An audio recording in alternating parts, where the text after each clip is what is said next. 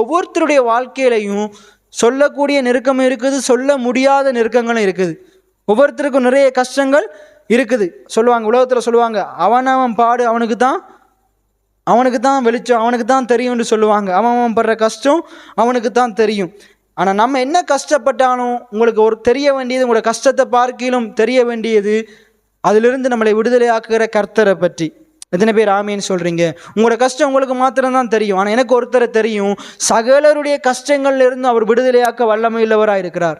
எத்தனை பேர் ஆமீன்னு சொல்கிறீங்க? உங்களோட தேவை உங்களுக்கு தான் தெரியும், ஆனால் அந்த தேவைகளை சந்திக்கிற தெய்வம் ஒருவர் இருக்கிறார். ஆகையினால அப்படிப்பட்ட நிச்சயம் இருக்குமா இருந்தால் ஒன்று தான், கடவுளை குறித்து இப்படிப்பட்ட வெளிப்பாடு இருக்கிற மனுஷன் எவ்வளோ பெரிய தேவை இருந்தாலும், எவ்வளோ பெரிய பிரச்சனை இருந்தாலும், எவ்வளோ பெரிய போராட்டம் இருந்தாலும் அவன் என்ன செய்வான்?